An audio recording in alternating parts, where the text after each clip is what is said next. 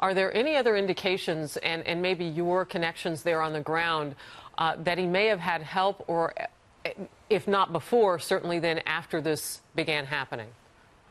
Well, you know, there was also mention yesterday, and the sheriff said that there was something found that indicated that he planned to escape from this. Now, I find that really interesting, because if there was, if in his mind he was not going to end his life during this thing, and he truly wanted to escape, then he would probably need help to do that. So I'm just wondering, from that comment as well, that might have been part of the indication of why the sheriff mentioned that there might have been help involved here. So talk to me about some of the things we know. We know that that he, Stephen Paddock, reportedly wired $100,000 to his girlfriend, which we're getting to know, Mary Lou Danley, while she was in the Philippines. And we don't know the source of that. We don't know, I should say, the indication for it. Was it for her to stay out of the country? Was it for her family? They haven't told us if they've asked her and have that answer. But there are some things like that that are out there. What else? Well, you know, the fact of the matter is,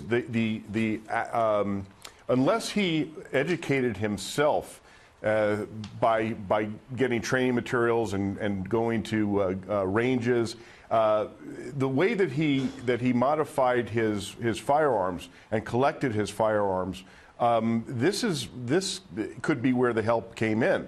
You know, that's one of my major questions. Where did he obtain all these firearms? And this is what the ATF is really, really good at. All legal, by the way. Right. There were background checks for the purchases that they could trace. And where did he receive the training that he obviously had in these tactics? Because what he set up was not your layman's, you know, just as, hey, Joe Blow is going to go set up surveillance cameras, and I mean, this was really sophisticated. So did he have help in creating this nest of death? You know, I want to ask you something that you told one of my team a little while ago as they were talking with you for this interview. You had something to say about how he broke out those windows. What is the significance of that?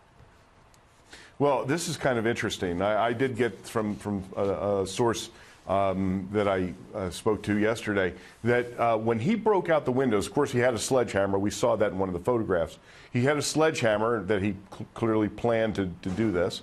But when he did break out the windows, that glass fell down into a valet area, apparently, and some of the valets then, they heard the glass, they saw the glass coming down, and then heard the gunfire, and that they were instrumental in helping to locate the floor where this shooting was taking place.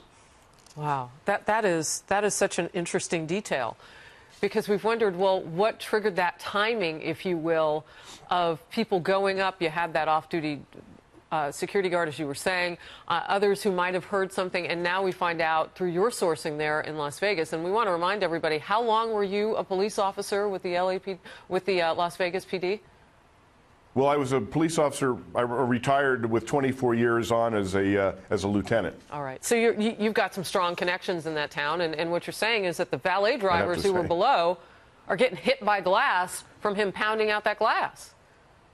Yeah, and that's a fact that came out just yesterday evening, as a matter of fact, and then so the glass comes down on them, and then they hear the gunshots, and they were able to apparently help identify which floor they were coming from, and that's probably how security and law enforcement was able to isolate it to those few floors. And I just want to correct one thing, that the security guard was not off duty. He was working, yes. but he was unarmed security officer. All right, I want to get to you a little bit about Mary Lou Danley. And Mary Lou Danley is his companion. She's being described as his girlfriend. She, through her attorney and her relatives, have said, I didn't know anything was coming. I didn't know anything about this. I love this man. Now that we know some of the answers that are coming out through her attorney, what are some questions do you think that are still pertinent?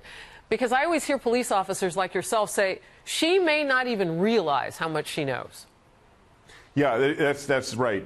You know, he may not have shared with her the details of his operation and what he was going to be doing, or even, you know, some of his philosophical viewpoints. However, if you're in close proximity with someone, if you're living with someone, then, you know, just by osmosis, you're going to absorb some of what that person is living through. You know, you're going to know this individual unless it's some type of weird dysfunctional relationship where nothing is shared. You know, and of course we don't know the dynamics of that relationship. Although we did hear from one source who apparently at a coffee shop that said they dreaded when this couple came in because he verbally berated her all the time. Now, that could be an indication that he was the dominant in this relationship and that she, quote, knew her place, unquote, not to ask questions. So, you know, that's part of what the interview with her was so important with the FBI in gleaning this type of information about the relationship. Well, I tell you, Mr. Sutton, I bet you were a heck of a detective reading between lines and everything else. Real quickly, we heard from the fire department for the first time at length today. We covered it on Outnumbered last hour about their military-like anti-terrorism task force that they set up. They said if this had happened 10 years ago, they would not have been able to save as many lives and respond the way they had. It really does take a concerted effort, and I know a lot is looking at the sheriff's department and the police department, but I wanted to give you last word on just how big a role the fire department and others played on Sunday night. Huge, absolutely huge. Now, keep in mind, Harris, that the Metro Police Department is both the Sheriff's Department and the police. The Sheriff's Department and the City of Las Vegas PD combined in 1972 to form the Metropolitan Police. So it's one large police department that covers 8,000 square miles. Wow. So that's the main jurisdiction. But since the events of the last number of years, the police department, fire department, paramedics, the ambulance services, they all work very closely together in preparation for what we have always believed would happen would be a terrorist incident. This doesn't come as a shock. It's just the methodology of how it took place did. You know, there have been preparations for these. There have been joint drills. And what the fire department captain said is very, very true. These men and women are exceedingly dedicated to what they do. And they showed extreme bravery, just as many of the off-duty police officers and military personnel who were attending this conference did, and also just plain good American citizens. And this is why, Harris, that it pains me when I hear politicians try and play this against each other again. This is the time, Harris, that America must come together. This is the time when Democrats and Republicans and black and white and Hispanic all need to come together because this country cannot remain divided. This is a watershed moment. This is a time when we need to come together. Randy Sutton, a police officer in Las Vegas for decades, really rounding it out and putting a button on it for us as Americans in total, and giving us some interesting details in that investigation per your sources. Thank you so much, Randy. Good to see you.